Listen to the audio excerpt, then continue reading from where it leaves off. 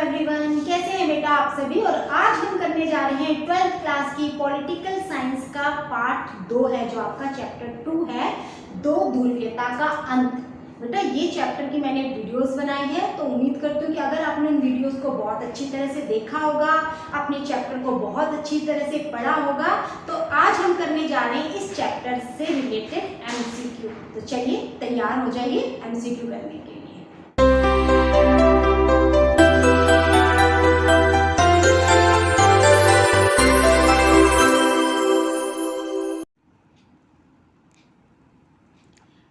पहला क्वेश्चन है, बर्लिन किसकी राजधानी है? ब्रिटेन, अमेरिका, सोवियत संघ, जर्मनी। सही जवाब है बर्लिन जर्मनी की राजधानी है। दूसरा प्रश्न, बर्लिन की दीवार कब बनी थी? 1945 में, 1989 में, 1962 में या फिर 1961 में? तो सही जवाब है बेटा, बर्लिन की दीवार 1961 में बनी थी।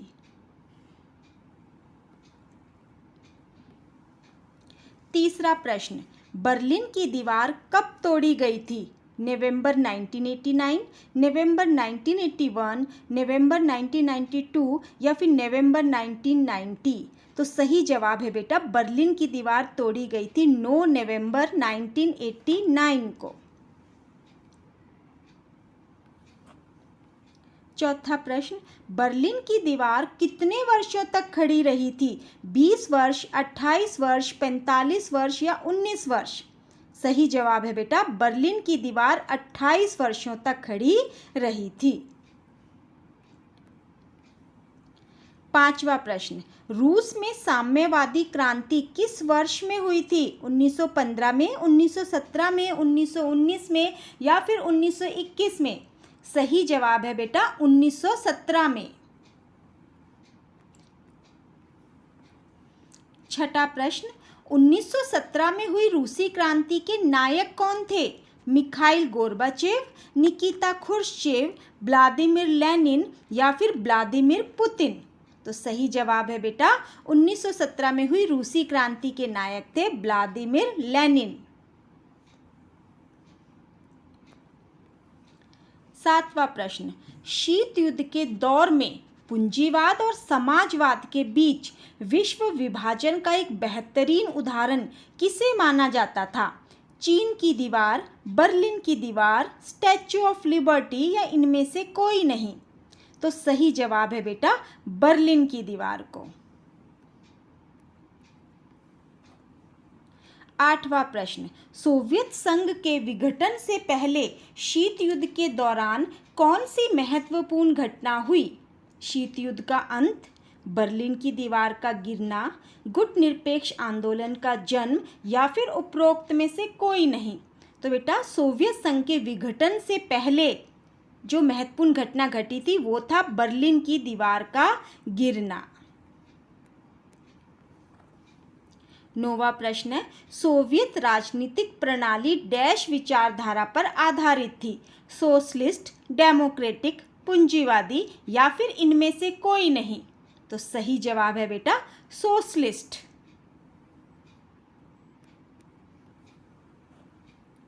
10वां प्रश्न, सोवियत संघ कितने गणराज्यों से मिलकर बना था? 15, 18, 20 या फिर 10? तो सही जवाब है बेटा, सोवियत संघ 15 गणराज्यों से मिलकर बना था, जिनमें सबसे बड़ा था रशिया। 11वां प्रश्न, सोवियत संघ के अंतिम राष्ट्रपति कौन थे? Nikita Khrushchev, Vladimir Putin, Vladimir Lenin या फिर मिखाइल गोर्बाचेव?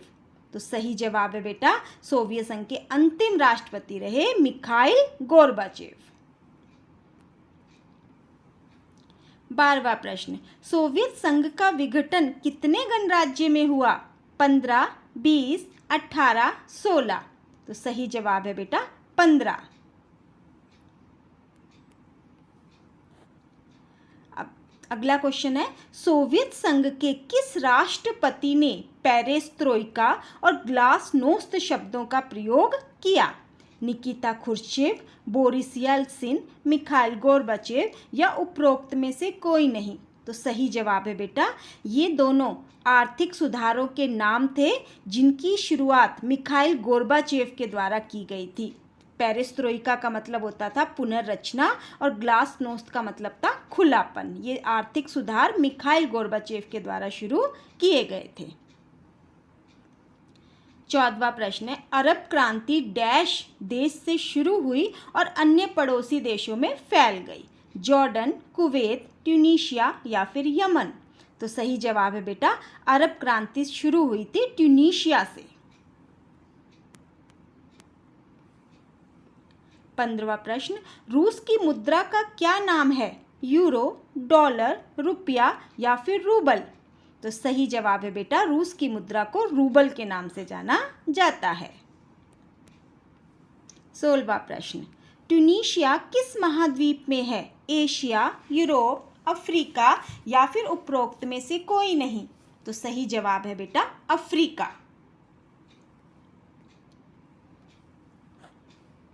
अगला प्रश्न, प्रथम खाड़ी युद्ध को किस नाम से भी जाना जाता है? Operation Enduring Freedom, Operation Iraqi Freedom, Operation Desert Storm या फिर ऑपरेशन इनफाइनाइट रीच? तो सही जवाब है बेटा, प्रथम खाड़ी युद्ध को यूएनओ के द्वारा नाम दिया गया था ऑपरेशन डेजर्ट स्टॉर्म। 18वां प्रश्न, निम्नलिखित में से कौन सा सोवियत संघ के विघटन का परिणाम नहीं था? कई नए देशों का उदय हुआ, रूस एक नई महाशक्ति के रूप में उभरा, विश्व राजनीति में शक्ति संबंधों में बदलाव आया, पूंजीवादी व्यवस्था की जीत हुई? तो इनमें से सही जवाब है बेटा कि रूस एक नई महाशक्ति के रूप में उभरा। ये सोवियत संघ के विघटन का परिणाम नहीं था, बल्कि रूस और अमेरिका के जो संबंध थे वो उनमें काफ़ी सुधार हुआ था। अब उनमें पहले जैसी खटास नहीं थी। 19वां प्रश्न है, जिन देशों की राजनीतिक और सामाजिक व्यवस्था को सोवियत संघ की राजनीतिक समाजवादी प्रणाली की तर्ज पर डाला गया उन्हें डैश देश कहा जाता है? तीसरी दुनिया, दूसरी दुनिया, पहली दुनिया या फिर चौथी दुनिया? तो सही जवाब है बेटा, जिन देशों ने समाजवादी व्यवस्था अपनाई थी जो कि सोवियत संघ की देन था, उसको दूसरी दुनिया के देश कहा जाता है था। 20वां प्रश्न, सोवियत संघ का उत्तराधिकारी किसे स्वीकार किया गया? रूस को, यूक्रेन को, बेलारूस को या फिर इनमें से किसी को नहीं? तो सही जवाब है बेटा, सोवियत संघ का उत्तराधिकारी बना रूस। 21वां प्रश्न, बर्लिन की दीवार से संबंधित निम्नलिखित कथनों में से कौन सा एक सही नहीं है? यह पूंजीवादी और साम्यवादी विश्व के बीच विभाजन का प्रतीक थी। इसका निर्माण द्वितीय विश्व युद्ध के बाद 1961 में किया गया। यह जर्मनी के दोनों भागों के एकीकरण का प्रतीक थी। लोगों द्वारा इसे नवंबर 1989 को तोड़ दिया गया। बेटा, ये चारों कथन बर्लिन की दीवार के बारे में बताए गए हैं। आपको बताना कि इनमें से कौन सा कथन सही नहीं है। पहला कथन सही है बेटा, दूसरा भी सही है, इसका निर्माण 1961 में हुआ, चौथा भी सही है, लेकिन तीसरा कथन कहता है कि यह जर्मनी के दोनों भागों के एकीकरण का प्रतीक था। तो यह कथन गलत है। यह जर्मनी के विभाजन का प्रतीक था। इस बर्लिन की दीवार ने जर्मनी को दो भागों में बांट रखा था। 22वां प्रश्न, सोवियत व्यवस्था के निर्माताओं ने निम्नलिखित में से किसको महत्व नहीं दिया? निजी संपत्ति की समाप्ति, समानता के सिद्धांत पर समाज का निर्माण, विरोधी दल अथवा प्रतिपक्ष का कोई स्थान नहीं, अर्थव्यवस्था पर राज्य का कोई नियंत्रण नहीं। तो इसमें से आपको बताना है कि कौन सा जो कथन है जो सोवियत व्यवस्था में जिसको महत्व नहीं दिया गया था। निजी संपत्ति की समाप्ति, ये सही है बेटा। समानता के सिद्धांत पर समाज का निर्माण किया गया, ये भी ठीक है।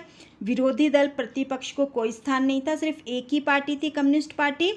चौथा कथन है कि अर्थव्यवस्था पर राज्य का कोई नियंत्रण नहीं, तो ये गलत है बेटा, बल्कि अर्थव्यवस्था पूरी तरह से राज्य के नियंत्रण में थी।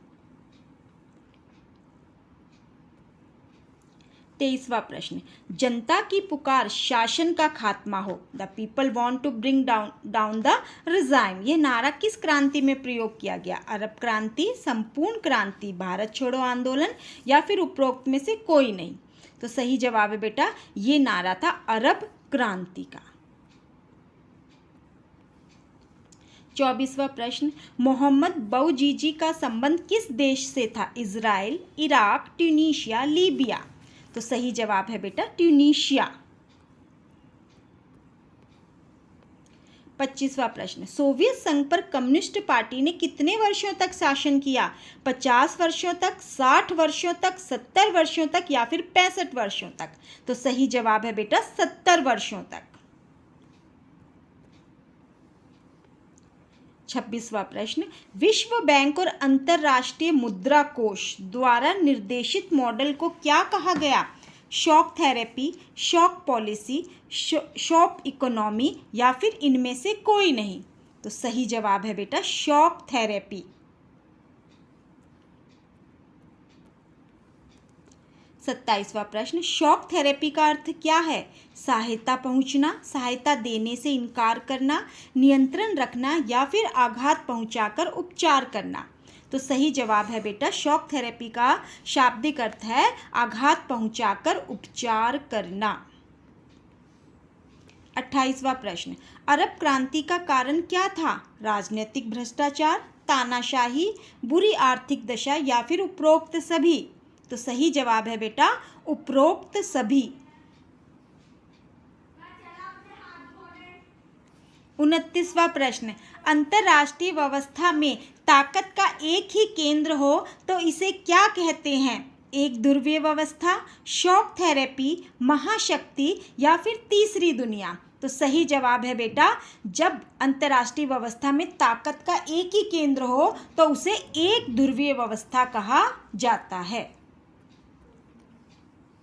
30वां प्रश्न, 19 मार्च 2003 को अमेरिका ने किस नाम से इराक पर हमला किया था?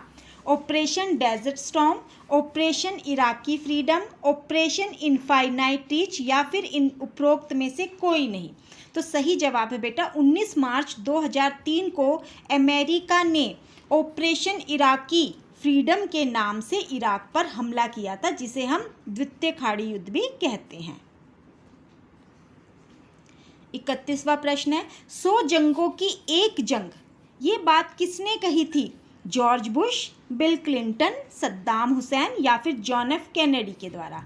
तो सही जवाब है बेटा 100 जंगों की एक जंग, ये कहा था सद्दाम हुसैन ने जब प्रथम खाड़ी युद्ध के दौरान। 32वां प्रश्न है, निम्नलिखित में से कौन सा कथन इराक पर अमेरिकी आक्रमण के संदर्भ में गलत है? इस आक्रमण में 40 से अधिक अन्य देश शामिल थे। संयुक्त राष्ट्र संघ ने इराक पर आक्रमण करने की अनुमति दी थी। इराक पर आक्रमण इराक को सामूहिक संहार के हथियार बनाने से रोकना था। इस युद्ध में अमेरिका के 3000 से अधिक सैनिक मारे गए। तो अब हमें गलत कथन निकालना है बेटा। तो इसमें 40 से अधिक अन्य देश शामिल थे और सामूहिक संहार के हथियार बनाने से रोकना भी था। अमेरिका के 3000 से अधिक सैनिक मारे गए थे। गलत कथन है कि संयुक्त राष्ट्र संघ ने इराक पर आक्रमण करने की अनुमति दी थी, ये गलत कथन है, अनुमति नहीं दी थी। 33वां प्रश्न, इराक को समझाने बुझाने की तमाम राजनयिक कोशिशें जब नाकाम रही तो संयुक्त राष्ट्र संघ ने कुवैत को मुक्त कराने के लिए बल प्रयोग की अनुमति दे दी। अमेरिकी राष्ट्रपति जॉर्ज बुश ने इसे निम्नलिखित में से कौन सी संज्ञा दी? पुरानी विश्व व्यवस्था, नई यूरोपीय व्यवस्था, नई विश्व व्यवस्था या फिर नई मध्य एशिया व्यवस्था? तो सही जवाब है बेटा नई विश्व व्यवस्था की शुरुआत कहा था इसे अमेरिकी राष्ट्रपति जॉर्ज बुश ने। 34वां प्रश्न, सोवियत संघ कब अस्तित्व में आया? 1789 की फ्रांसीसी क्रांति के बाद, 1917 की रूसी क्रांति के बाद, प्रथम विश्व युद्ध के बाद या फिर द्वितीय विश्व युद्ध के बाद? तो सही जवाब है बेटा 1917 की रूसी क्रांति के बाद सोवियत संघ अस्तित्व में आया था। 35वां प्रश्न है, IMF की फुल फॉर्म बताओ। International money fund, international monetary fund, international monetary fund will या फिर उपरोक्त में से कोई नहीं। तो IMF की सही फुल फॉर्म है बेटा इनमें से इंटरनेशनल मॉनेटरी फंड, यानी हिंदी में कहा जाता है अंतर्राष्ट्रीय मुद्रा कोष। अगला प्रश्न है CIS की फुल फॉर्म बताओ। Common independent state, Commonwealth of independent states, communist independent state या फिर उपरोक्त में से कोई नहीं। तो सही जवाब है बेटा कॉमनवेल्थ ऑफ इंडिपेंडेंट स्टेट्स। अगला प्रश्न है स्वतंत्रता की घोषणा करने वाला पहला सोवियत गणराज्य कौन बना? चेचन्या, लताविया, लिथुआनिया या फिर दागिस्तान। तो सही जवाब है बेटा Lithuania.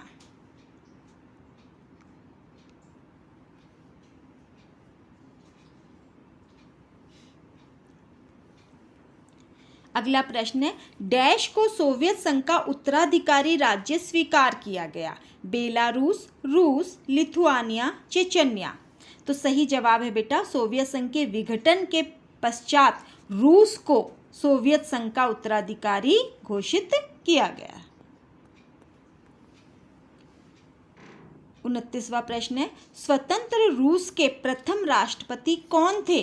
Vladimir Putin, Boris Yeltsin, Stalin, Mikhail Gorbachev.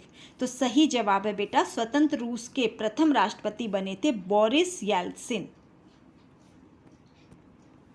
40वां प्रश्न है सोवियत संघ के विघटन के पश्चात सुरक्षा परिषद की स्थायी सदस्यता किसे दी गई? बेलारूस, लिथुआनिया, रूस या फिर पोलैंड। तो सही जवाब है बेटा रूस। धन्यवाद।